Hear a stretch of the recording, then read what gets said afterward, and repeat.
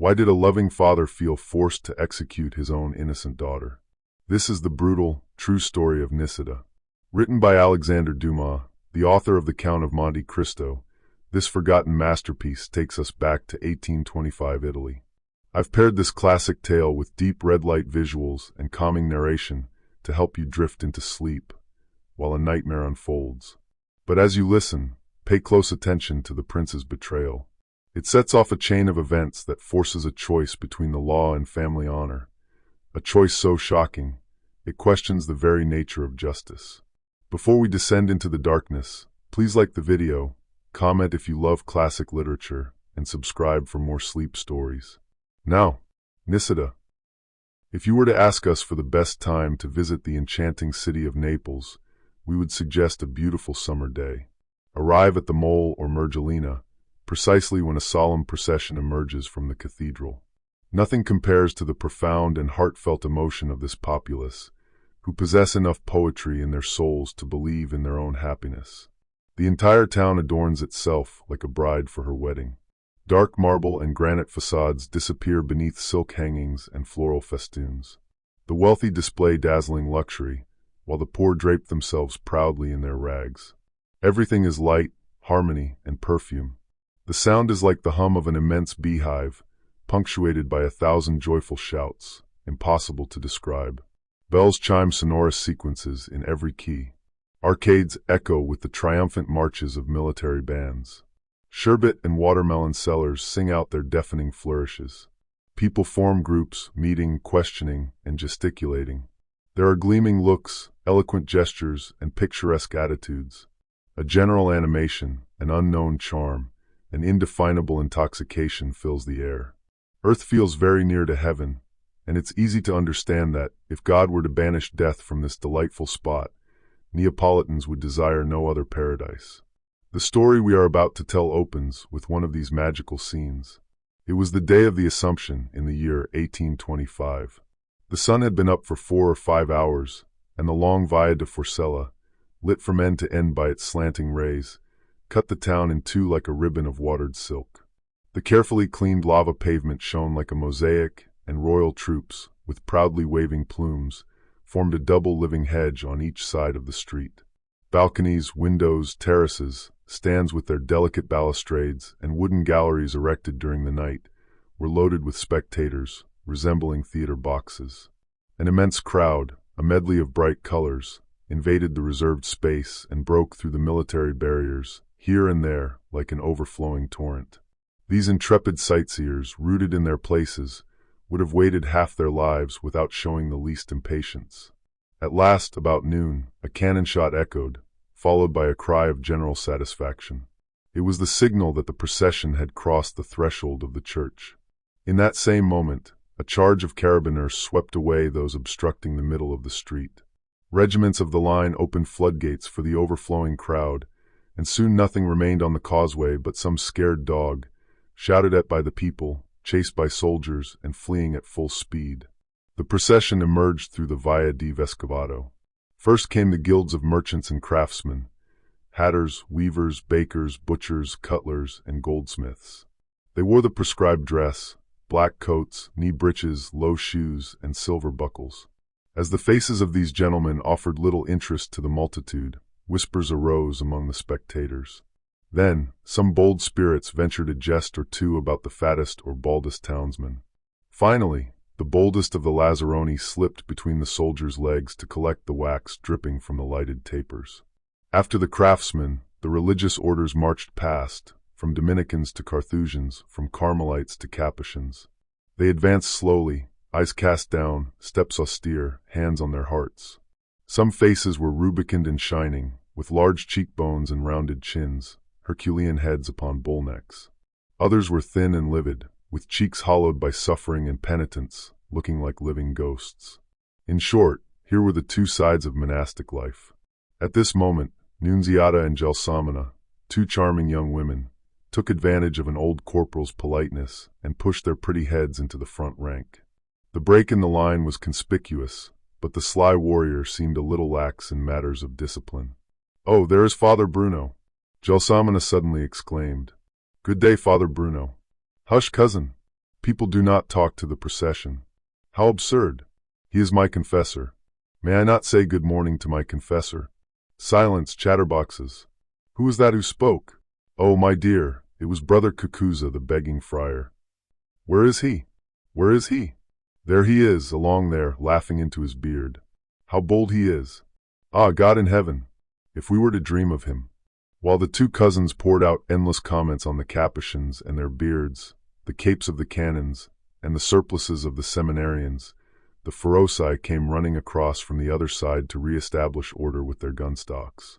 By the blood of my patron saint, cried a stentorian voice, if I catch you between my finger and thumb, I will straighten your back for the rest of your days.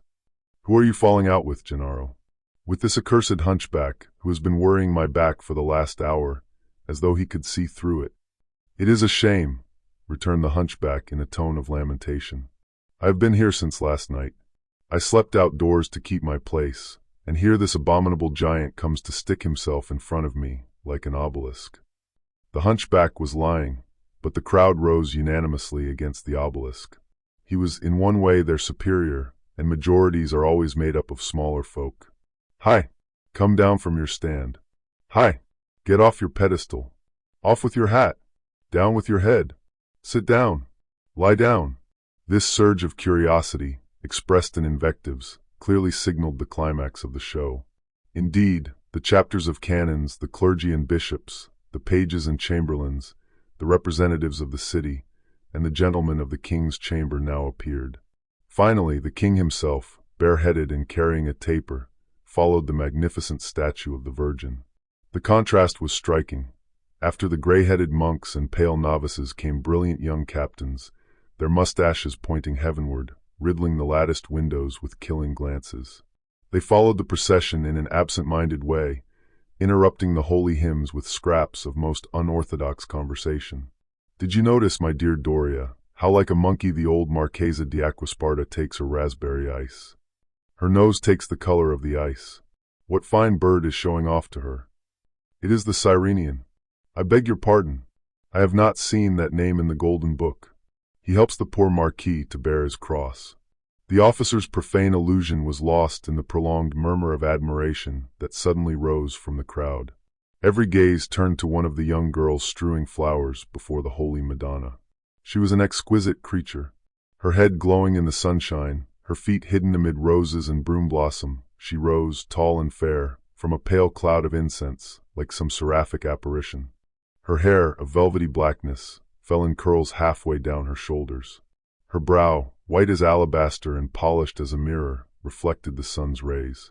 Her beautiful and finely arched black eyebrows melted into the opal of her temples. Her eyelids were fast down, and the curled black fringe of lashes veiled a glowing and liquid glance of divine emotion. Her nose, straight, slender, and cut by two easy nostrils, gave her profile that character of antique beauty which is vanishing day by day from the earth. A calm and serene smile, one of those smiles that have already left the soul and not yet reached the lips, lifted the corners of her mouth with a pure expression of infinite beatitude and gentleness. Nothing could be more perfect than the chin that completed the faultless oval of this radiant countenance. Her neck, of a dead white, joined her bosom in a delicious curve, and supported her head gracefully like the stalk of a flower moved by a gentle breeze. A bodice of crimson velvet spotted with gold outlined her delicate and finely curved figure, and held in by a handsome gold lace the countless folds of a full and flowing skirt that fell to her feet like the severe robes in which Byzantine painters preferred to drape their angels. She was indeed a marvel. A beauty so rare and modest had not been seen within the memory of man. Among those who had gazed most persistently at her was observed the young Prince of Brancaleone, one of the foremost nobles of the kingdom. Handsome, rich, and brave, he had, at 25, outdone all known Don Juans. Fashionable young women spoke ill of him and adored him in secret. The most virtuous made it their rule to fly from him, so impossible did resistance appear. All the young madcaps had chosen him for their model, for his triumphs robbed many a Miltiades of sleep, and with better cause. In short, to grasp this lucky individual, it's enough to know that as a seducer, he was the most perfect thing the devil had succeeded in inventing in this progressive century. The prince was dressed for the occasion in a sufficiently grotesque costume, which he wore with ironic gravity and cavalier ease. A black satin doublet, knee breeches, embroidered stockings, and shoes with gold buckles formed the main portions of his dress. Over this trailed a long brocaded, open-sleeved robe lined with ermine and a magnificent diamond-hilted sword. By virtue of his rank, he enjoyed the rare distinction of carrying one of the 6 gilded staves that supported the plumed and embroidered canopy. As soon as the procession moved on again, Elegy of Brancaleone glanced at a small man, red as a lobster, walking almost at his side. He carried His Excellency's hat in his right hand with all the solemnity he could muster. He was a footman in gold-laced livery, and we shall offer a brief sketch of his history. Trespolo was the child of poor but thieving parents, and thus was left an orphan early. Being at leisure, he studied life from an eminently social aspect. If we are to believe a certain ancient sage, we are all in the world to solve a problem. For Trespolo, his problem was to live without doing anything. He was in turn a sacristan, a juggler, an apothecary's assistant, and a cicerone, and he grew tired of all these callings. Begging, to his mind, was too hard work, and being a thief was more trouble than being an honest man. Finally, he decided in favor of contemplative philosophy. He had a passionate preference for the horizontal position, and found the greatest pleasure in the world in watching shooting stars. Unfortunately, in the course of his meditations, this deserving man nearly died of hunger, which would have been a great pity, for he was beginning to accustom himself not to eat anything. But as he was predestined by nature to play a small part in our story, God showed him grace for that time, and sent to his assistance, not one of his angels, the rogue was not worthy of that, but one of Brancaleone's hunting dogs. The noble animal sniffed around the philosopher and uttered a small, charitable growl that would have done credit to one of the brethren of Mount St. Bernard. The prince, returning in triumph from hunting, and who, by good luck, had that day killed a bear and ruined a countess, had an odd inclination to do a good deed. He approached the common man who was about to become a corpse, stirred the thing with his foot, and seeing that there was still a little hope, made his people bring him along. From that day onward, Trespolo saw his life's dream almost realized. He became something above a footman and below a house steward, serving as his master's confidant. The prince found Trespolo's talents most useful, for he was as sharp as a demon and almost as artful as a woman. The prince, being intelligent, understood that genius is naturally indolent and asked nothing of Trespolo but advice. When tiresome people needed thrashing, the prince handled it himself, as he was easily the equal of any 2 men at such work. However, as nothing in this world is complete, Trespolo experienced strange moments amidst this life of delights. From time to time, his happiness was disturbed by panics that greatly amused his master. He would mutter incoherent words, stifle violent sighs, and lose his appetite. The root of the matter was that the poor fellow was afraid of going to hell. He was quite simply afraid of everything. Moreover, he had often been preached to that the devil never allowed a moment's rest to those foolish enough to fall into his clutches. Trespolo was in one of his moods of repentance when the prince, after gazing at the young girl with the fierce eagerness of a vulture about to swoop upon its prey, turned to speak to his intimate adviser. The poor servant understood his master's abominable design.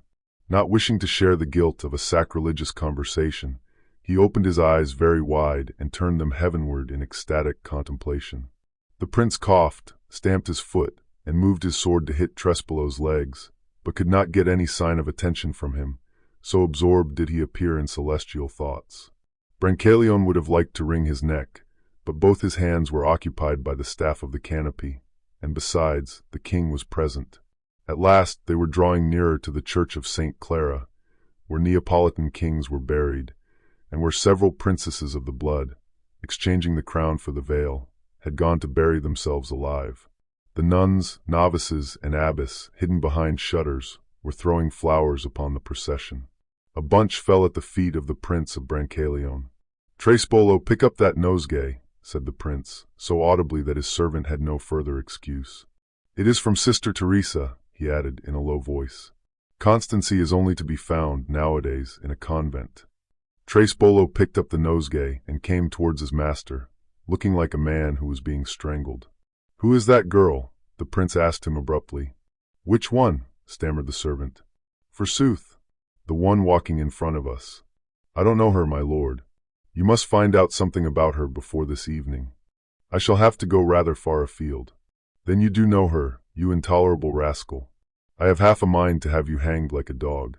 For pity's sake, my lord, think of the salvation of your soul, of your eternal life. I advise you to think of your temporal life. What is her name? She is called Nisida, and is the prettiest girl in the island she is named after. She is innocent itself. Her father is only a poor fisherman, but I can assure your excellency that on his island he is respected like a king. Indeed, replied the prince with an ironical smile. I must own, to my great shame, that I have never visited the little island of Nisida. You will have a boat ready for me tomorrow, and then we will see. He interrupted himself suddenly, for the king was looking at him. Calling up the most sonorous bass notes he could find in the depths of his throat, he continued with an inspired air, Genitori genitoque laus et jubilatio. Amen, replied the serving man in a ringing voice. Nisida, the beloved daughter of Solomon the fisherman, was, as we have said, the loveliest flower of the island from which she derived her name. That island is the most charming spot, the most delicious nook we know. It is a basket of greenery set delicately amid the pure and transparent waters of the Gulf, a hill wooded with orange trees and oleanders, and crowned at the summit by a marble castle. All around extends the fairy-like prospect of that immense amphitheater, one of creation's mightiest wonders. There lies Naples, the voluptuous siren, reclining carelessly on the seashore. There Porticai, Castellamare, and Sorrento, whose very names awaken 1,000 thoughts of poetry and love. There are Posilippo, Baiae, Pozzuoli, and those vast plains where the ancients fancied their Elysium, sacred solitudes one might suppose peopled by the men of former days, where the earth echoes underfoot like an empty grave, and the air has unknown sounds and strange melodies. Solomon's hut stood in that part of the island which, turning its back to the capital, beheld afar the blue crests of Capri. Nothing could be simpler or brighter. The brick walls were hung with ivy greener than emeralds and enameled with white bellflowers. On the ground floor was a fairly spacious apartment where the men slept and the family took their meals. On the floor above was Nisida's little maidenly room, full of coolness, shadows, and mystery, and lit by a single casement that looked over the Gulf. Above this room was an Italian-style terrace, its 4 pillars wreathed with vine branches, while its vine-clad arbor and wide parapet were overgrown with moss and wildflowers. A small hawthorn hedge, respected for ages, formed a kind of rampart around the fisherman's premises, defending his house better than deep moats and castellated walls could have done.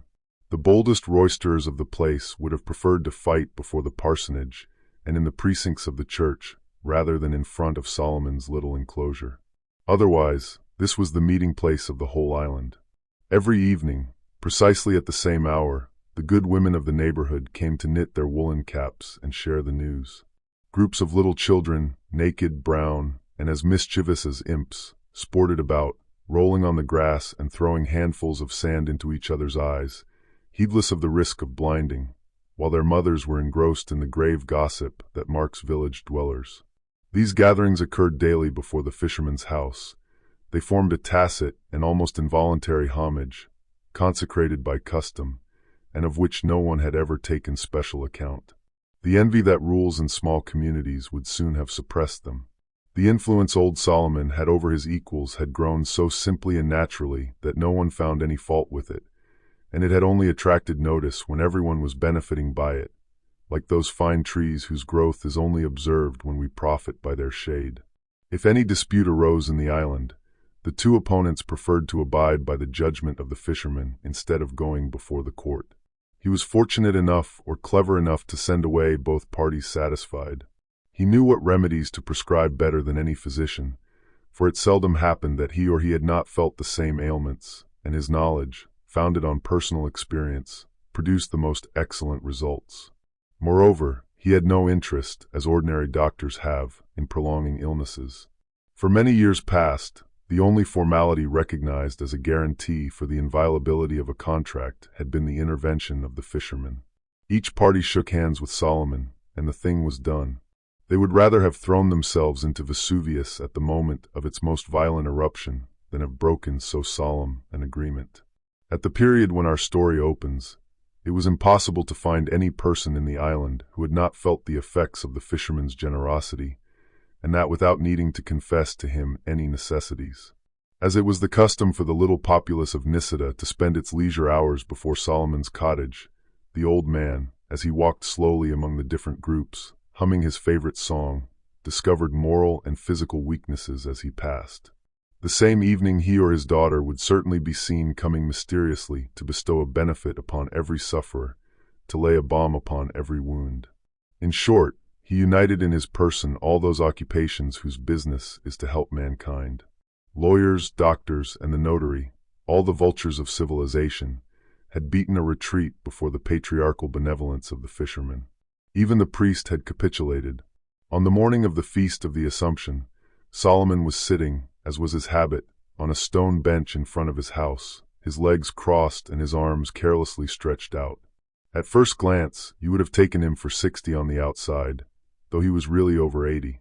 He had all his teeth, which were as white as pearls, and showed them proudly. His brow, calm and restful beneath its crown of abundant white hair, was as firm and polished as marble. Not a wrinkle ruffled the corner of his eye, and the gem-like luster of his blue orbs revealed a freshness of soul and an eternal youth such as fable grants to the sea gods. He displayed his bare arms and muscular neck with an old man's vanity. Never had a gloomy idea, an evil prepossession, or a keen remorse arisen to disturb his long and peaceful life. He had never seen a tear flow near him without hurrying to wipe it away. Poor though he was, he had succeeded in pouring out benefits that all the kings of the earth could not have bought with their gold. Ignorant though he was, he had spoken to his fellows the only language they could understand, the language of the heart. One single drop of bitterness had mingled with his inexhaustible stream of happiness. One grief only had clouded his sunny life, the death of his wife, and moreover, he had forgotten that. All the affections of his soul were turned upon Nisida, whose birth had caused her mother's death. He loved her with that immoderate love that old people have for the youngest of their children. At the present moment, he was gazing upon her with an air of profound rapture, watching her come and go. She now joined the groups of children, scolding them for games too dangerous or too noisy. Now she seated herself on the grass beside their mothers and took part with grave and thoughtful interest in their talk. Nisida was more beautiful than she had been the day before. With the vaporous cloud of perfume that had enfolded her from head to foot had disappeared all that mystic poetry which put a sort of constraint upon her admirers and obliged them to lower their glances. She had become a daughter of Eve again without losing anything of her charm. Simply dressed, as she usually was on workdays, she was distinguishable among her companions only by her amazing beauty and by the dazzling whiteness of her skin. Her beautiful black hair was twisted in plaits around the little dagger of chased silver, which had lately been imported into Paris by that right of conquest that the pretty women of Paris have over the fashions of all countries, like the English over the sea. Nisida was adored by her young friends. All the mothers had adopted her with pride. She was the glory of the island. The opinion of her superiority was shared by everyone to such a degree that if some bold young man, forgetting the distance which divided him from the maiden, dared speak a little too loudly of his pretensions, he became the laughingstock of his companions. Even the past masters of tarantella dancing were out of countenance before the daughter of Solomon, and did not dare to seek her as a partner. Only a few singers from Amalfi or Sorrento, attracted by the rare beauty of this angelic creature, ventured to sigh out their passion, carefully veiled beneath the most delicate allusions. But they seldom reached the last verse of their song. At every sound, they stopped short, threw down their triangles and their mandolins, and took flight like scared nightingales. Only one man possessed enough courage or passion to brave the mockery, Bastiano, the most formidable diver on that coast. He also sang, but with a deep, hollow voice. His chant was mournful and his melodies full of sadness. He never accompanied himself on any instrument and never departed without finishing his song. That day he was gloomier than usual, standing upright, as if by enchantment, upon a bare and slippery rock. He cast scornful glances at the women who were watching and laughing. The sun, plunging into the sea like a globe of fire, shed its light full upon his stern features, and the evening breeze, rippling the billows, set the fluttering reeds waving at his feet.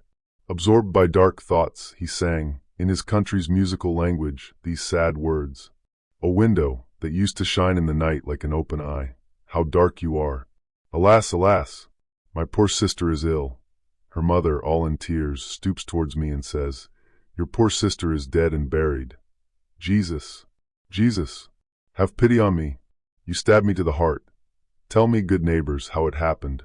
Repeat to me her last words. She had a burning thirst, and refused to drink because you were not there to give her water from your hand. Oh, my sister! Oh, my sister! She refused her mother's kiss, because you were not there to embrace her. Oh, my sister! Oh, my sister! She wept until her last breath, because you were not there to dry her tears. Oh, my sister! Oh, my sister! We placed on her brow her wreath of orange blossoms. We covered her with a veil as white as snow. We laid her gently in her coffin. Thanks, good neighbors. I will go and be with her. 2 angels came down from heaven and bore her away on their wings. Mary Magdalene came to meet her at the gate of heaven. Thanks, good neighbors.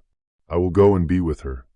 There she was seated in a place of glory. A chaplet of rubies was given to her, and she was singing her rosary with the Virgin. Thanks, good neighbors. I will go and be with her. As he finished the last words of his melancholy refrain, he flung himself from the top of his rock into the sea, as though he truly desired to engulf himself. Nisida and the other women cried out in terror.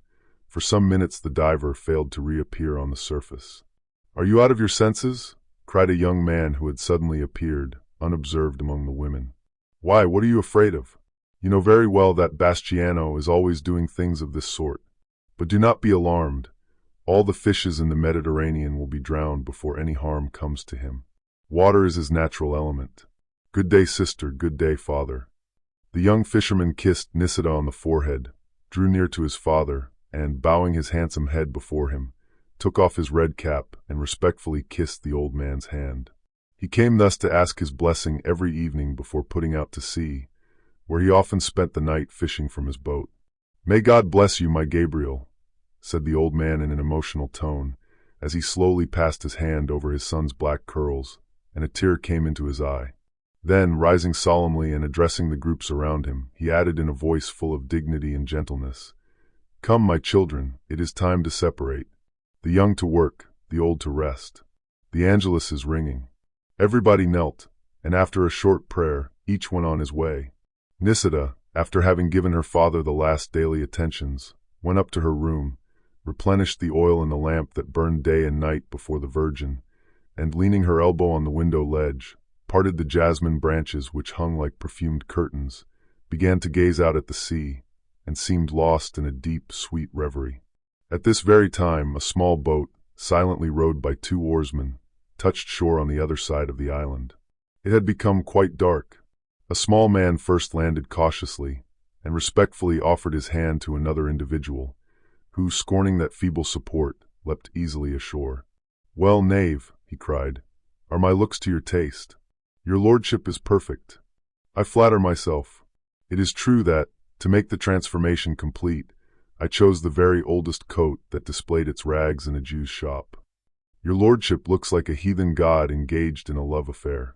Jupiter has sheathed his thunderbolts, and Apollo has pocketed his rays. A truce to your mythology.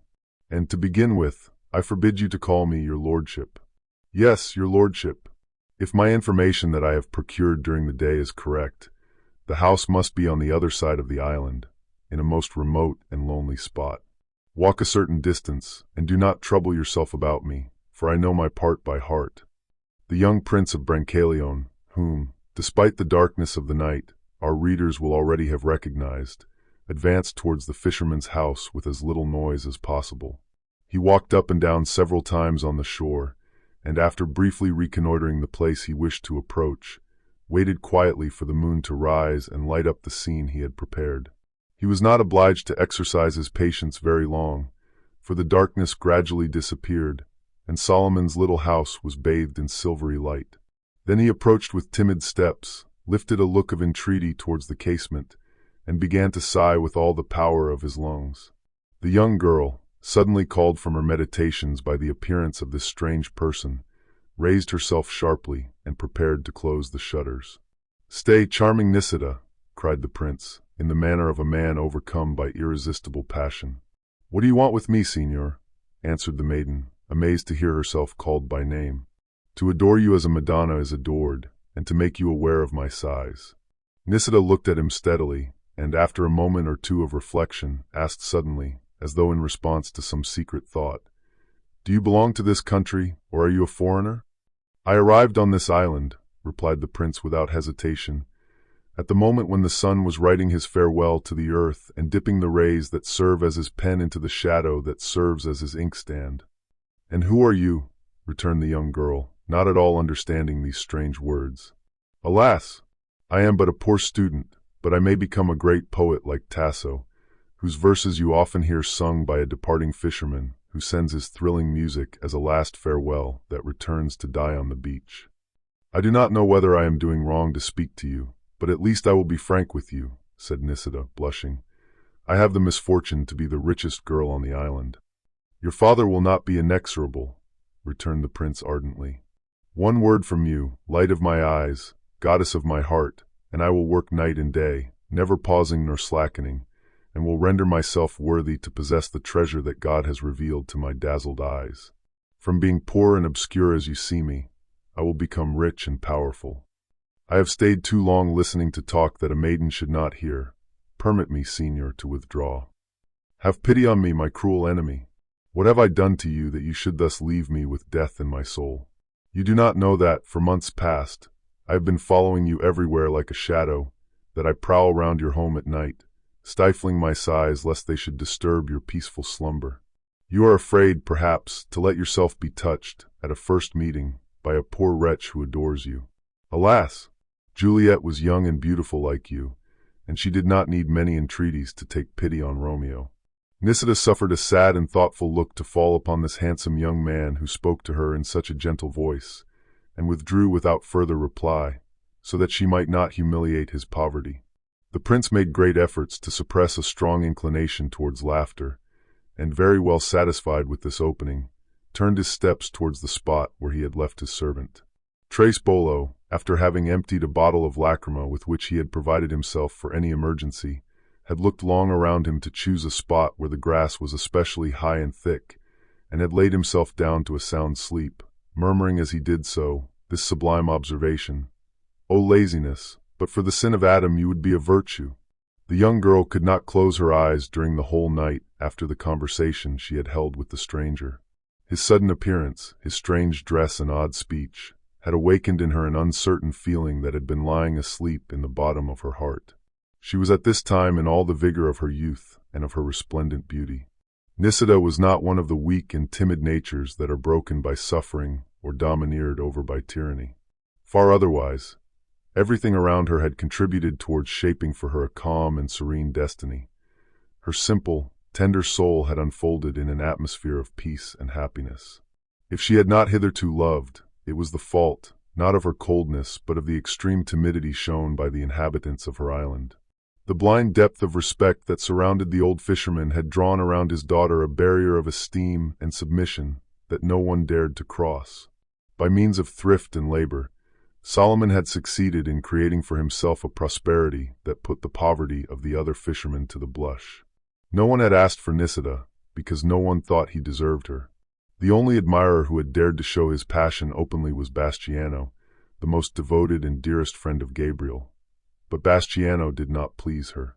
So, trusting in her beauty, upheld by the mysterious hope that never deserts youth, she had resigned herself to wait, like some princess who knows that her betrothed will come from a far country. On the day of the Assumption, she had left her island for the first time in her life, chance having chosen her among the maidens of the kingdom vowed by their mothers to the special protection of the Virgin. But, overwhelmed by the weight of a position so new to her, blushing and confused under the eyes of an immense crowd, she had scarcely dared to raise her wondering looks, and the splendors of the town had passed before her like a dream, leaving but a vague remembrance. When she perceived the presence of this handsome young man, so slender and elegantly built, whose noble and calm demeanor contrasted with the timidity and awkwardness of her other admirers, she felt herself inwardly disturbed. No doubt she would have believed that her prince had come, had she not been unpleasantly struck by the poverty of his dress. She had, nevertheless, allowed herself to listen to him longer than she ought to have done, and she drew back with her bosom heavy, her cheek on fire, and her heart rent by an ache that was both dull and sharp. "If my father does not wish me to marry him," she thought to herself, "I shall have done wrong to speak to him. And yet he is so handsome."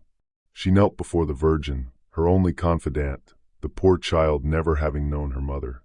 She tried to voice the torments of her soul, but her thoughts became entangled, and she found herself uttering strange words.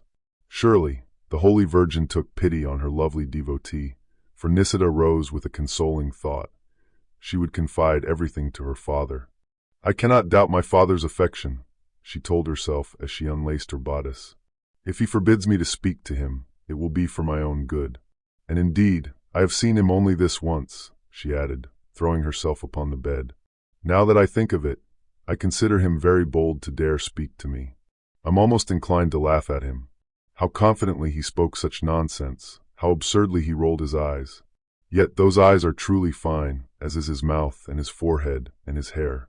He doesn't suspect I noticed his hands, which are very white, when he raised them to heaven like a madman, walking by the sea. Am I going to lose sleep over this? I will not see him again," she cried, pulling the sheet over her head like an angry child. Then she laughed to herself about her lover's dress, and pondered what her companions would say. Suddenly, her brow contracted painfully. A frightful thought stole into her mind. She shuddered from head to foot. Suppose he were to think someone else prettier than me? Men are so foolish. It is too hot. I shall not sleep tonight. She sat up in bed and continued her monologue until morning. As the first rays of light filtered through the jasmine branches into the room, Nisida dressed hurriedly and went, as usual, to receive her father's kiss. The old man immediately noticed the weariness from a sleepless night on his daughter's face.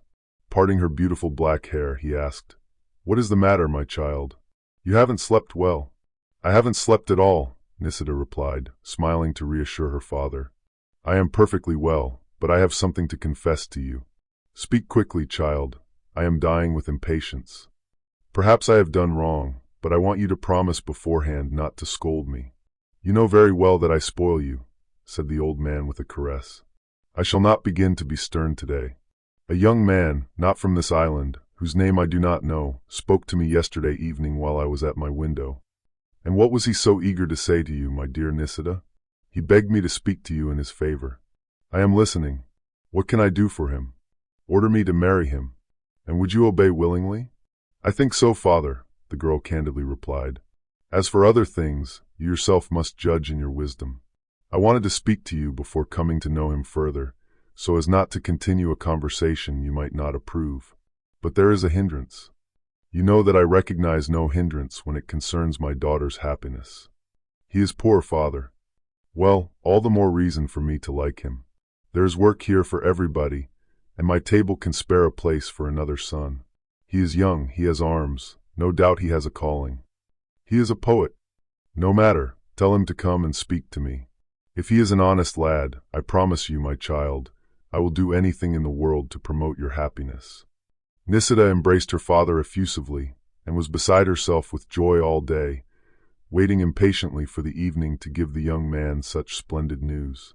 Elegy Brancaleone was only moderately flattered by the fisherman's magnanimous intentions, as you might imagine. Yet, like the accomplished seducer he was, he appeared enchanted. Recalling his character as a fantastical student and an impoverished poet, he fell upon his knees and shouted a thanksgiving to the planet Venus. Then, addressing the young girl, he added in a calmer voice that he would write immediately to his own father, who in a week's time would come to make his formal proposal. Until then, he begged, as a favor, that he might not present himself to Solomon or to anyone else on the island, citing a certain shame he felt on account of his old clothes. He assured his beloved that his father would bring him a complete outfit for the wedding day.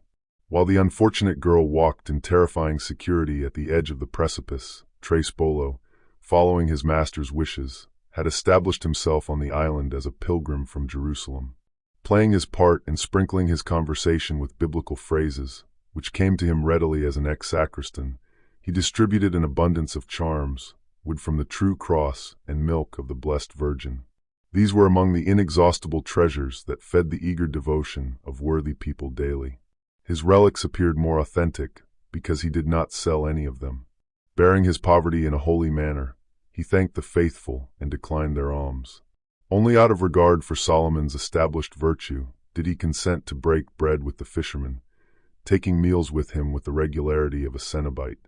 His abstinence aroused universal surprise.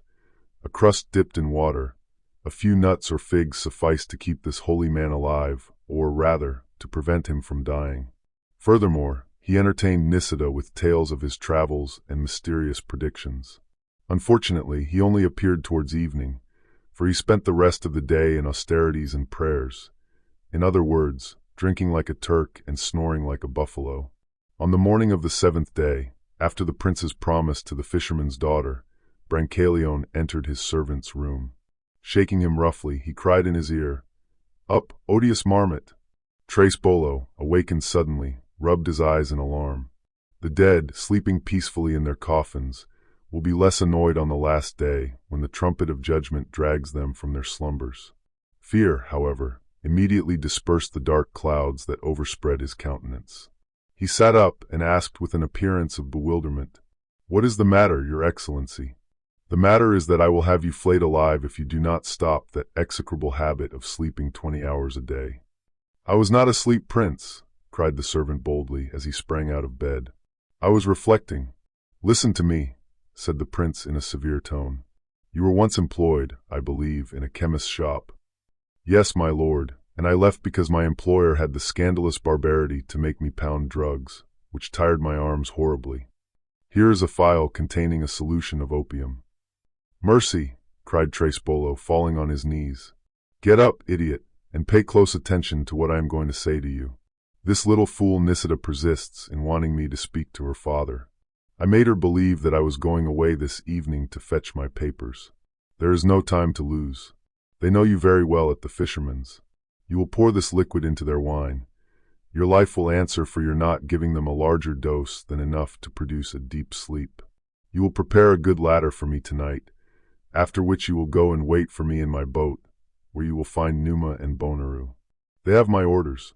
I shall not want you in scaling the fortress. I have my Campo Basso dagger." "But my lord," Trespolo stammered, astounded. "No difficulties," cried the prince, stamping his foot furiously. "Or, by my father's death, I will cure you once and for all of your scruples." He turned on his heel with the air of a man certain that people would be very careful not to disobey his orders. The unhappy Trespolo fulfilled his master's injunctions punctually. Fear was his guiding principle. That evening, the fisherman's supper table was hopelessly dull, and the sham pilgrim tried in vain to enliven it with forced cheerfulness. Nisida was preoccupied by her lover's departure, and Solomon, unconsciously sharing his daughter's grief, swallowed only a drop or two of wine, to avoid resisting his guest's repeated urging. Gabriel had left that morning for Sorrento, and was not to return for 2 or 3 days. His absence increased the old man's melancholy. As soon as Trespolo retired, the fisherman yielded to his fatigue. Nisida, with her arms hanging by her sides, her head heavy and her heart oppressed by a sad presentiment, had scarcely enough strength to go up to her room. After mechanically trimming the lamp, she sank onto her bed, as pale and stiff as a corpse. The storm was breaking out with violence, one of those terrible storms seen only in the south, when the congregated clouds, parting suddenly, shed torrents of rain and hail, threatening another deluge. The roar of thunder drew nearer, like the noise of a cannonade. The gulf, lately so calm and smooth that the island was reflected as in a mirror, had suddenly darkened. The furiously leaping waves flung themselves together like wild horses. The island quaked, shaken by terrible shocks.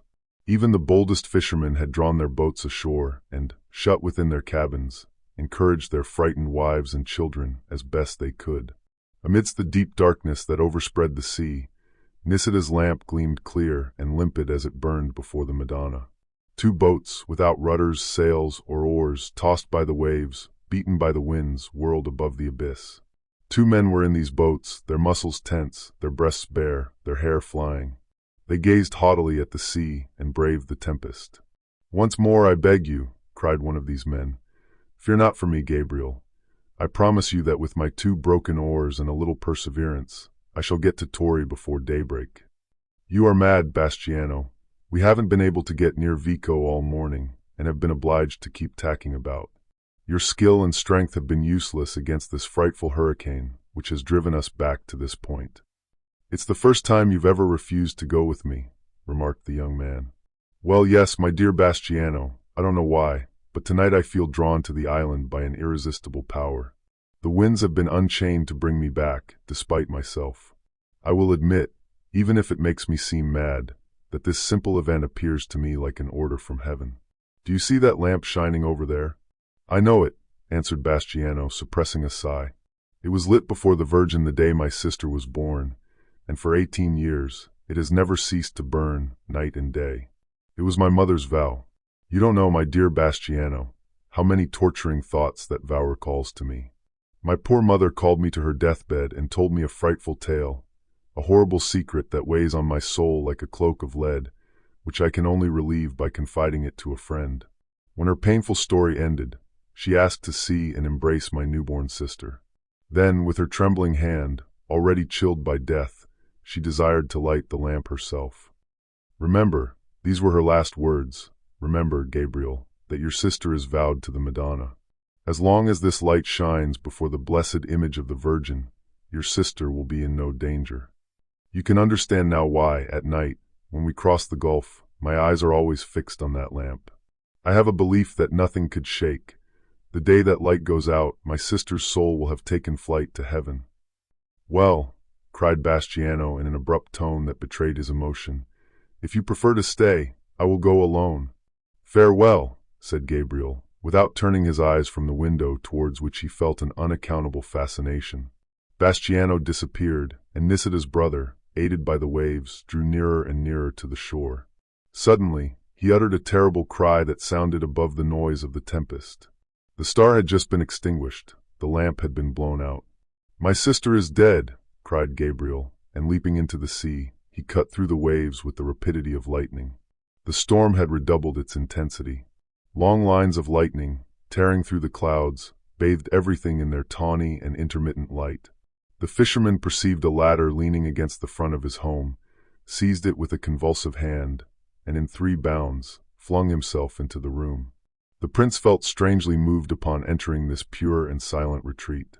The calm, gentle gaze of the Virgin, who seemed to protect the sleeping girl, the perfume of innocence around the maidenly couch, that lamp, open-eyed amidst the shadows like a soul in prayer, had inspired the seducer with an unknown distress. Irritated by what he called absurd cowardice, he had extinguished the obtrusive light and was advancing towards the bed, silently reproaching himself, when Gabriel swooped upon him with the fierce gnashing of a wounded tiger. Brancaleone, with a bold and rapid movement that showed uncommon skill and bravery, drew forth a long dagger with a fine barbed blade while struggling in the grasp of his powerful adversary. Gabriel smiled scornfully, snatched the weapon from him, and as he stooped to break it across his knee, he struck the prince a furious blow with his head that made him stagger and roll on the floor, 3 paces away. Then, leaning over his poor sister and gazing at her with hungry eyes in the passing gleam of a flash, "Dead," he repeated, wringing his arms in despair. "Dead." In the fearful paroxysm that compressed his throat, he could find no other words to assuage his rage or pour forth his woe. His hair, flattened by the storm, rose on his head, the marrow of his bones chilled, and he felt his tears rush back upon his heart. It was a terrible moment. He forgot that the murderer still lived. The prince, however, whose admirable composure never deserted him, had risen, bruised and bleeding. Pale and trembling with rage, he sought everywhere for a weapon with which to avenge himself. Gabriel returned towards him, gloomier and more ominous than ever, and grasping his neck with an iron hand, dragged him into the room where the old man was sleeping. "Father! Father! Father!" he cried in a piercing voice. "Here is the bastard who has just murdered Nisida." The old man, who had drunk only a few drops of the narcotic potion, was awakened by this cry that echoed through his soul. He arose as if moved by a spring, flung off his coverings, and with that promptitude God grants mothers in moments of danger, rushed to his daughter's room. He found a light, knelt at the edge of the bed, and began to test his child's pulse and watch her breathing with mortal anxiety. All this happened in less time than it takes to tell. Brancaleone, by an unheard-of effort, had freed himself from the young fisherman's hands. Suddenly resuming his princely pride, he said in a loud voice, You shall not kill me without listening to me." Gabriel would have overwhelmed him with bitter reproaches, but unable to utter a single word, he burst into tears. "Your sister is not dead," said the prince with cold dignity. "She is merely asleep. You can assure yourself of it, and meanwhile, I undertake, upon my honor, not to move a single step away." These words were pronounced with such an accent of truth that the fisherman was struck by them. An unexpected gleam of hope suddenly dawned in his thoughts.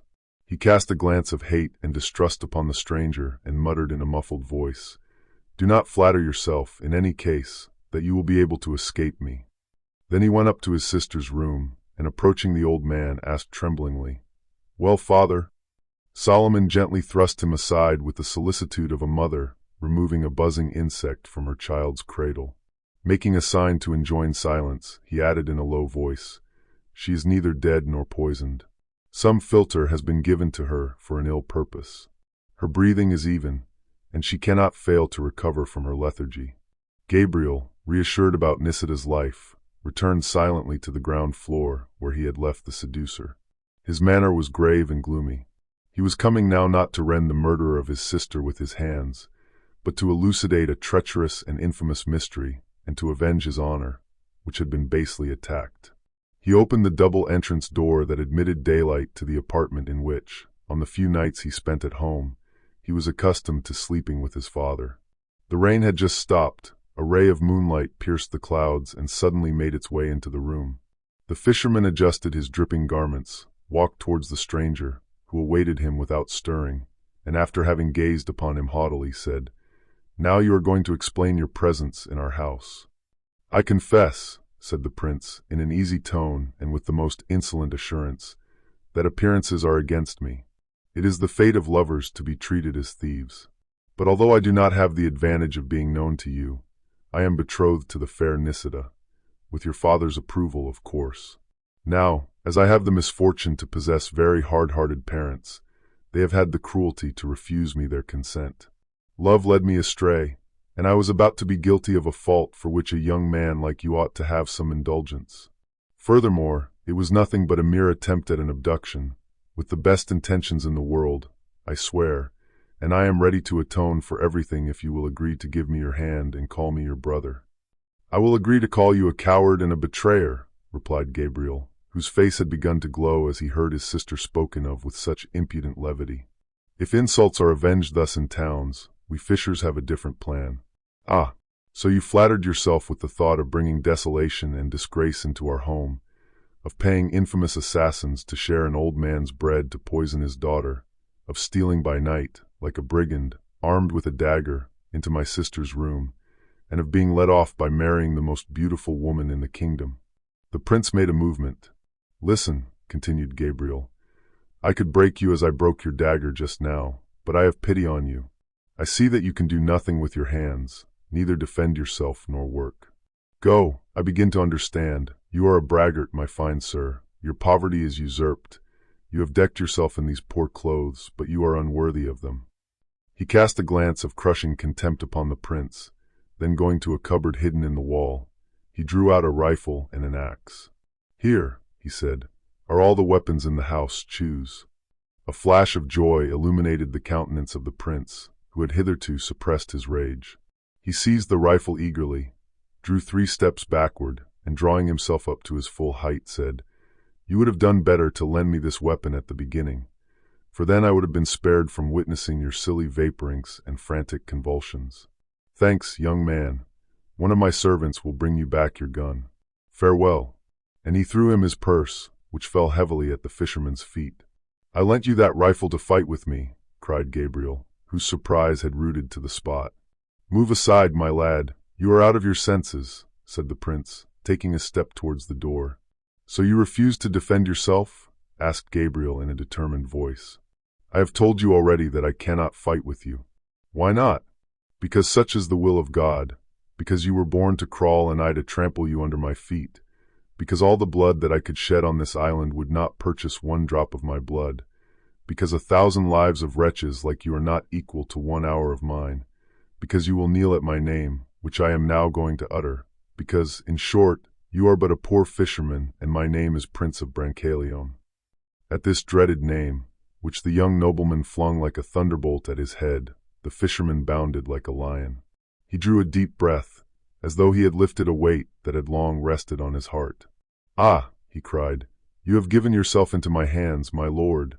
Between the poor fisherman and the all-powerful prince there is a debt of blood. You shall pay for yourself and for your father. We are going to settle our accounts, your excellency," he added, raising his axe over the head of the prince, who was aiming at him. "Oh, you were in too great a hurry to choose. The rifle is not loaded." The prince turned pale.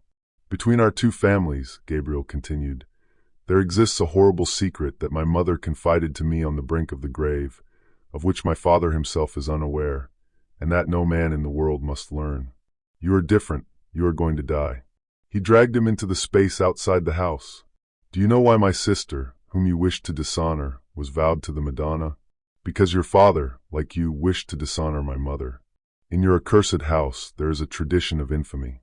You do not know what slow and terrible torments my poor mother endured, torments that broke her strength and caused her to die in early youth, and that her angelic soul dared confide to none but her son in that supreme hour, and in order to bid me watch over my sister." The fisherman wiped away a burning tear. "One day before we were born, a fine lady richly dressed landed on our island from a splendid boat. She asked to see my mother, who was as young and beautiful as my Nisida is today. She couldn't stop admiring her, blaming fate for burying such a lovely jewel on an obscure island. She showered praises, caresses, and gifts upon my mother. After many indirect speeches, she finally asked her parents for her, that she might make her a lady-in-waiting. The poor people, foreseeing a brilliant future for their daughter under such a great lady's protection, were weak enough to yield. That lady was your mother. And do you know why she came thus to seek that poor innocent maiden? Because your mother had a lover, and she wished to ensure, in this infamous manner, the prince's indulgence." "Silence, wretch! Oh, your excellency will hear me out. In the beginning, my poor mother found herself surrounded by the tenderest care. The princess couldn't be parted from her for a moment. The most flattering words, the finest clothes, the richest ornaments were hers. The servants paid her as much respect as though she were a daughter of the house. When her parents went to see her, to inquire if she regretted leaving them, they found her so lovely and happy that they blessed the princess as a good angel sent them from God. Then the prince conceived a remarkable affection for my mother. Little by little his manners became more familiar and affectionate. At last, the princess went away for a few days, regretting that she could not take with her dear child, as she called her. Then the prince's brutality knew no further barriers. He no longer concealed his shameful plans of seduction. He spread pearl necklaces and caskets of diamonds before the poor girl's eyes. He passed from the most glowing passion to the blackest fury, from the humblest prayers to the most horrible threats. The poor child was shut up in a cellar where there was hardly a gleam of daylight. Every morning a frightful jailer came and threw her a bit of black bread, repeating with oaths that it only depended upon herself to alter all this by becoming the prince's mistress. This cruelty continued for 2 years.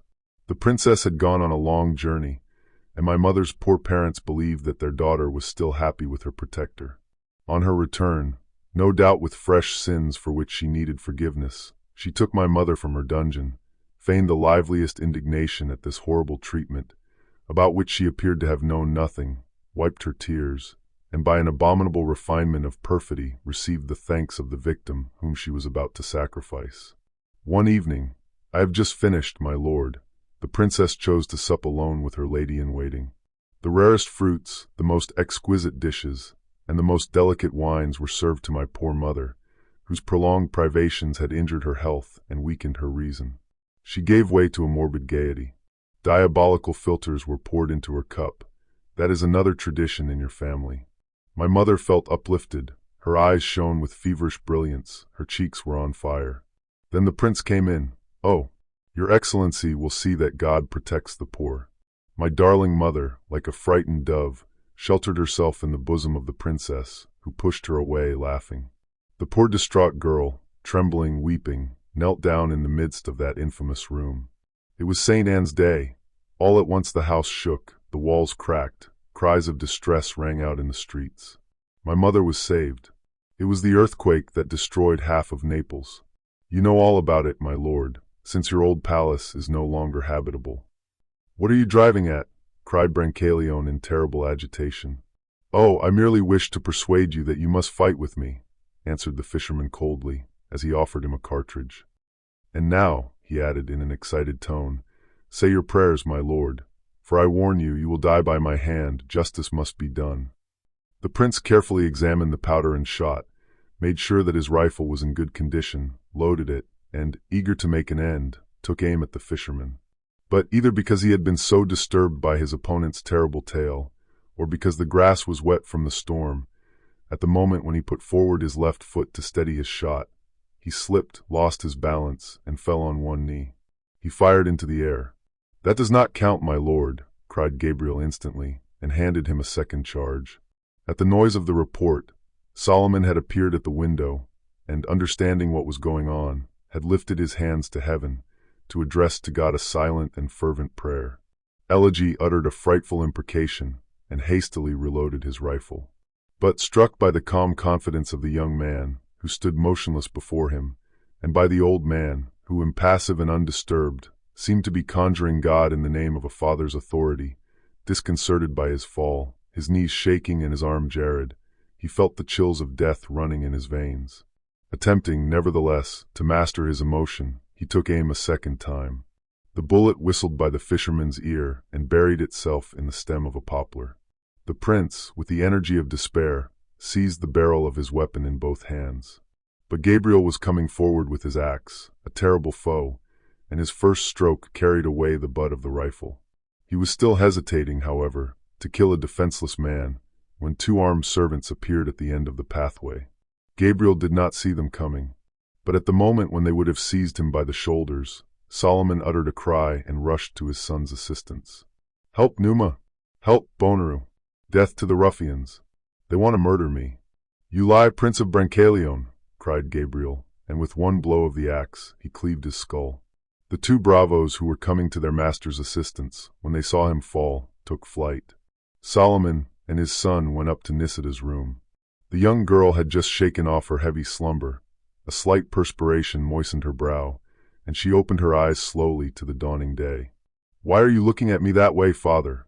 she said, her mind still wandering a little, and she passed her hand over her forehead. The old man embraced her tenderly. "You have just passed through great danger, my poor Nisida," he said. "Arise, and let us give thanks to the Madonna."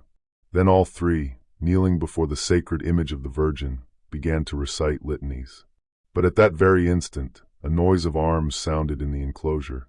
The house was surrounded by soldiers, and a lieutenant of gendarmes, seizing Gabriel, I said in a loud voice, "In the name of the law, I arrest you for the murder you have just committed upon the person of His Excellency and illustrious Lordship, the Prince of Brancaleone." Nisida, struck by these words, remained pale and motionless like a marble statue kneeling on a tomb. Gabriel was already preparing to make an unreasoning resistance, when a gesture from his father stopped him. "Signor Tenente," said the old man, addressing the officer, "my son killed the prince in lawful defense, for the latter had scaled our house and made his way in at night with arms in his hand. The proof is before your eyes. Here is a ladder set up against the window, and here," he proceeded, picking up the two pieces of the broken blade, "is a dagger with the Brancaleone arms. However, we do not refuse to follow you." The fisherman's last words were drowned by cries of "Down with the Sperry! Down with the gendarmes!" which were repeated in every direction. The whole island was up in arms, and the fisherfolk would have suffered themselves to be cut up to the last man before allowing a single hair of Solomon or of his son to be touched. But the old man appeared upon his threshold, and stretching out his arm with a calm and grave movement that quieted the anger of the crowd, he said, "Thanks, my children, the law must be respected. I shall be able alone to defend the innocence of my son before the judges." Hardly 3 months have passed since the day we first beheld the old fisherman of Nisida sitting before the door of his dwelling, irradiated by all the happiness he had succeeded in creating around him, reigning like a king on his throne of rock, and blessing his 2 children, the most beautiful creatures on the island. Now the whole existence of this man, once so happy and envied, is changed. The smiling cottage that hung over the gulf like a swan over a transparent lake is sad and desolate. The little enclosure, with its hedges of lilac and hawthorn, where joyous groups used to come and sit at the close of day, is silent and deserted. No human sound dares to trouble the morning of this saddened solitude. Only towards evening do the waves of the sea, compassionate of such great misfortunes, come to murmur plaintive notes upon the beach. Gabriel has been condemned. The news of the high-born prince of Brancaleone's death, so young, so handsome, and so universally adored, not only fluttered the aristocracy of Naples, but excited profound indignation in all classes of people. He was mourned by everybody, and a unanimous cry for vengeance was raised against the murderer. The authorities opened the inquiry with alarming promptness. The magistrates whom their office called to judge this deplorable affair displayed, however, the most irreproachable integrity. No consideration outside their duty, no deference due to such a noble and powerful family, could shake the convictions of their conscience. History has kept a record of this memorable trial, and has no reproach to make to men which does not apply equally to the imperfection of human laws. The appearance of things, that fatal contradiction which the genius of evil so often here on earth gives to truth, overwhelmed the poor fisherman with the most evident proof. Trespolo, his fear overriding all scruples, was examined first. As the young prince's confidant, he declared with cool impudence that his master, wishing to escape for a few days from the importunities of a young married lady, had followed him to the island with 3 or 4 of his most faithful servants. He himself had adopted the disguise of a pilgrim, not wishing to betray his excellency's incognito to the fisher people, who would certainly have tormented such a powerful person with all sorts of petitions. 2 local watchmen, who happened to be on the hillside at the moment of the crime, gave evidence that confirmed the valet's lengthy statement. Hidden by some undergrowth, they had seen Gabriel rush upon the prince and had distinctly heard the dying man's last words, calling murder. All the witnesses, even those summoned at the prisoner's request, made his case worse with their statements, which they had tried to make favorable. Thus the court, with its usual perceptiveness and infallible certainty, established that Prince Elegy of Brancaleone, having taken a temporary dislike to town life, had retired to the little island of Nisida to peacefully enjoy fishing, for which he had always had a particular predilection. Proof appeared among the documents of the case that the prince had regularly been present every other year at the tunny fishing on his property at Palermo. Once hidden on the island, Gabriel might have recognized him, having gone with his sister to a procession a few days before. He had, no doubt, planned to murder him. The day before the crime, Gabriel's absence and his father's and sister's discomfort had been noted. Towards evening, the prince had dismissed his servant and gone out alone, as was his custom, to walk by the seashore. Surprised by the storm and unfamiliar with the island's byways, he had wandered near the fisherman's house, seeking shelter. Then Gabriel, encouraged by the darkness and the noise of the tempest, which seemed likely to cover his victim's cries, had, after prolonged hesitation, resolved to commit his crime. Having fired 2 shots at the unfortunate young man without wounding him, he had then ended his life with blows of the axe. Lastly, at the moment when, with Solomon's assistance, he was about to throw the body into the sea, the prince's servants appeared. They had then gone up to the girl's room and, inventing their absurd tale, had cast themselves on their knees before the Virgin to mislead the authorities. All the circumstances that poor Solomon cited in his son's favor turned against him. The ladder at Nisida's window belonged to the fisherman. The dagger which young Brancaleone always carried for defense had evidently been taken from him after his death, and Gabriel had hastened to break it to destroy, as best he could, the traces of his crime. Bastiano's evidence received no consideration. He, to destroy the idea of premeditation, declared that the young fisherman had left him only at the moment when the storm broke over the island. But, in the first place, the young diver was known to be Gabriel's most devoted friend and his sister's warmest admirer. In the second, he had been seen to land at Torri during the same hour in which he had affirmed that he was near Nisida. As for the prince's passion for the poor peasant girl, the magistrates simply shrugged their shoulders at the ridiculous assertion, and especially at the young girl's alleged resistance and the extreme measures to which the prince was supposed to have resorted to conquer Nisida's virtue. Elegy of Brancaleone was so young, so handsome, so seductive, and at the same time so cool amid his successes, that he had never been suspected of violence, except in getting rid of his mistresses. Finally, an overwhelming and unanswerable proof overturned all the arguments for the defense. Under the fisherman's bed had been found a purse with the Brancaleone arms, full of gold, the purse which, if our readers remember, the prince had flung as a last insult at Gabriel's feet. The old man did not lose heart at this fabric of lies. After the pleadings of the advocates, whose ruinous eloquence he had bought with heavy gold, he defended his son himself. He put so much truth, so much passion, and so many tears into his speech that the whole audience was moved, and 3 of the judges voted for an acquittal. But the majority was against it, and the fatal verdict was pronounced. The news at once spread throughout the little island and caused the deepest dejection. The fishers who, at the first sign of force, had risen as one man to defend their comrade's cause, bowed their heads without a murmur before the unquestioned authority of a legal judgment. Solomon unflinchingly received the stab that pierced his heart. No sigh escaped his breast, no tear came to his eyes, his wound did not bleed. Since his son's arrest, he had sold all he possessed in the world, even the little silver cross left by his wife at her death, even the pearl necklace that flattered his fatherly pride by losing its whiteness against his dear Nisida's throat. The pieces of gold gained by the sale of these things he had sewn into his coarse woolen cap and had established himself in the city. He ate nothing but the bread thrown to him by the pity of passers-by, and slept on the steps of churches or at the magistrate's door. To truly grasp the heroic courage of this anguished father, one must consider the full scope of his misfortune. Overwhelmed by age and grief, he calmly awaited the terrible moment when his son would precede him to the grave by mere days. His deepest agony was the shame that would engulf his family. The first scaffold erected on that gentle island would be for Gabriel. This ignominious punishment would tarnish the entire population, branding it with disgrace. By a sad transition, common in human destiny, the poor father began to long for the dangerous moments he had once dreaded, moments when his son might have died nobly. Now all was lost, a lifetime of work, self-sacrifice, and good deeds, a pure, unblemished reputation that had spread far beyond the gulf, the traditional admiration, almost worship, of generations.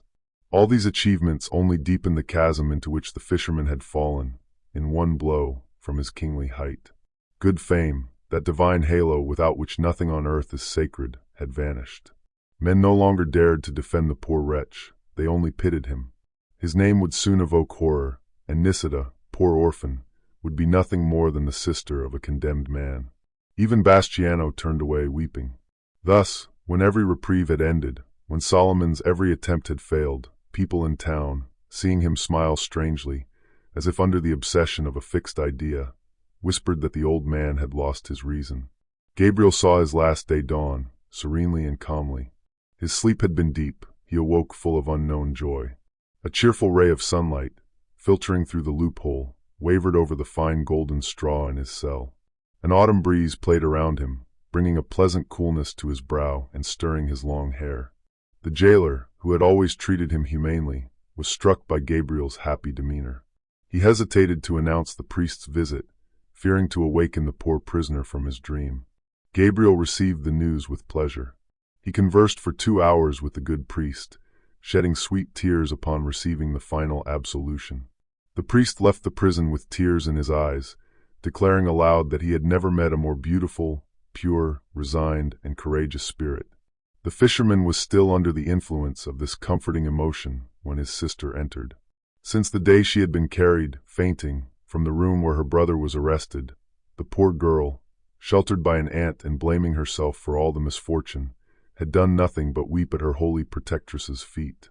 Bowed by grief like a young lily before a storm, she would spend hours pale, motionless, detached from earthly things, her tears flowing silently onto her beautiful clasped hands. When the moment came to embrace her brother for the last time, Nisida rose with a saint's courage. She wiped away her tears, smoothed her beautiful black hair, and put on her best white dress. Poor child, she tried to hide her grief with an angelic deception. She even had the strength to smile. At the sight of her alarming pallor, Gabriel's heart ached, a cloud passed over his eyes.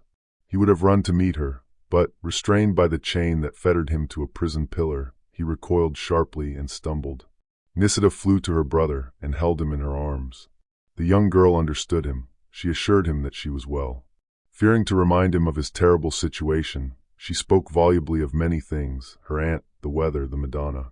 Then she stopped suddenly, frightened by her own words, frightened by her own silence. She fixed her burning gaze upon her brother's brow, as if to mesmerize him. Little by little, animation returned to her. A faint color tinged her hollowed cheeks, and Gabriel, deceived by the maiden's superhuman efforts, thought her still beautiful and thanked God in his heart for sparing this tender creature. Nisida, as if she had followed her brother's secret thoughts, drew close to him, pressed his hand with an air of understanding, and murmured low in his ear, "Fortunately, our father has been away for 2 days. He sent word that he would be detained in town. For us, it is different. We are young, we have courage." The poor young girl was trembling like a leaf. "What will become of you, my poor Nisida?" "Bah! I will pray to the Madonna. Does she not watch over us?" The girl stopped, struck by the sound of her own words, which the circumstances so cruelly contradicted. But looking at her brother, she continued in a low tone, "Assuredly she does watch over us. She appeared to me last night in a dream. She held her child Jesus on her arm and looked at me with a mother's tenderness. She wishes to make saints of us, for she loves us, and to be a saint, you see, Gabriel, one must suffer. Well, go and pray for me, my kind sister. Go away from this sad place, which will eventually shake your firmness and perhaps mine. Go, we shall see each other again in heaven above, where our mother is waiting for us, our mother whom you have not known, and to whom I shall often speak of you. Farewell, my sister, until we meet again." And he kissed her on the forehead. The young girl summoned all her strength for this supreme moment. She walked with a firm step. Having reached the threshold, she turned and waved him farewell, preventing herself by a nervous contraction from bursting into tears. But as soon as she was in the corridor, a sob broke from her bosom, and Gabriel, who heard it echo from the vaulted roof, thought his heart would break. Then he threw himself on his knees, and lifting his hands to heaven cried, "I have finished suffering. I have nothing more that holds me to life. I thank thee, my God. Thou hast kept my father away, and hast been willing to spare the poor old man a grief that would have been beyond his strength." It was at noon, after exhausting every possible means, pouring out his gold to the last piece, and embracing the knees of the lowest serving man, that Solomon the fisherman made his way to his son's prison. His brow was so woebegone that the guards drew back, seized with pity, and the jailer wept as he closed the cell door upon him. The old man remained for moments without advancing a step, absorbed in contemplating his son. By the tawny gleam in his eye, one could divine that the man's soul was stirred by some dark project at that instant. Nevertheless, he seemed struck by the beauty of Gabriel's face. 3 months in prison had restored his skin's whiteness, which the sun had once browned. "Alas, my poor son," said the old man, "there is no hope left. You must die." "I know it," answered Gabriel in a tone of tender reproach, "and it is not that which most afflicts me at this moment. But you too, why do you wish to give me pain at your age? Why did you not stay in the town?" "In the town," the old man returned, "they have no pity. I cast myself at the king's feet, at everybody's feet. There is no pardon, no mercy for us. Well, in God's name, what is death to me? I see it daily on the sea. My greatest, my only torment is the pain that they are causing you. And do you think, my Gabriel, that I only suffer in seeing you die? Oh, it is but a parting for a few days. I shall soon go to join you. But a darker sorrow weighs upon me. I am strong, I am a man." He stopped, fearing that he had said too much. Then, drawing near to his son, he said in a tearful voice, "Forgive me, my Gabriel, I am the cause of your death. I ought to have killed the prince with my own hand. In our country, children and old men are not condemned to death. I am over 80 years old. I should have been pardoned. They told me that when, with tears, I asked pardon for you. Once more, forgive me, Gabriel. I thought my daughter was dead. I thought of nothing else, and besides, I did not know the law." "Father, father," cried Gabriel, touched. "What are you saying? I would have given my life 1,000 times over to purchase one day of yours. Since you are strong enough to be present at my last hour, fear not. You will not see me turn pale. Your son will be worthy of you." "And he is to die, cried Solomon, striking his forehead in despair, and casting on the dungeon walls a look of fire that yearned to pierce them. "I am resigned, father," said Gabriel gently. "Did not Christ ascend the cross?" "Yes," murmured the old man in a muffled voice, "but he did not leave behind a sister dishonored by his death." These words, which escaped the old fisherman in spite of himself, threw a sudden and terrible light into Gabriel's soul. For the first time, he perceived the infamous manner of his death, the shameless populace crowding around the scaffold, the hateful hand of the executioner taking him by the hair, and the drops of his blood besprinkling his sister's white raiment, covering her with shame. "Oh, if I could get a weapon!" cried Gabriel, his haggard eyes roaming around. "It is not the weapon that is lacking," answered Solomon, carrying his hand to the hilt of a dagger he had hidden in his breast. "Then kill me, father," said Gabriel in a low tone, but with an irresistible accent of persuasion and entreaty. "Oh yes, I confess it now, the executioner's hand frightens me. My Nisida, my poor Nisida, I have seen her. She was here just now, as beautiful and as pale as the Madonna Dolorosa. She smiled to hide her sufferings from me. She was a happy poor girl because she believed you. Oh, how sweet it will be to me to die by your hand. You gave me life. Take it back, father, since God wills it so. And Nisida will be saved. Oh, do not hesitate. It would be a cowardice on the part of both of us. She is my sister, she is your daughter." And seeing that his powerful will had subjugated the old man, he said, "Help! Help, father!" and offered his breast to the blow. The poor father lifted his hand to strike, but a mortal convulsion ran through all his limbs. He fell into his son's arms, and both burst into tears. "Poor father," said Gabriel, "I should have foreseen that. Give me that dagger and turn away. I am young, and my arm will not tremble." "Oh no," returned Solomon solemnly. "No, my son, for then you would be a suicide. Let your soul ascend to heaven pure. God will give me his strength. Moreover, we still have time." And a last ray of hope shone in the fisherman's eyes. Then, a scene unfolded in that dungeon that words can never fully capture. The poor father sat down on the straw beside his son and gently laid his head upon Gabriel's knees. He smiled at him through his tears as one smiles at a sick child. He slowly ran his hand through the silky curls of his hair, asking countless questions, intermingled with caresses. To make him lose his taste for this world, he spoke continuously of the next. Then, with a sudden change, he questioned him minutely about all sorts of past matters. Sometimes he stopped in alarm, counting the hurried beats of his heart, marking the passage of time. "Tell me everything, my child.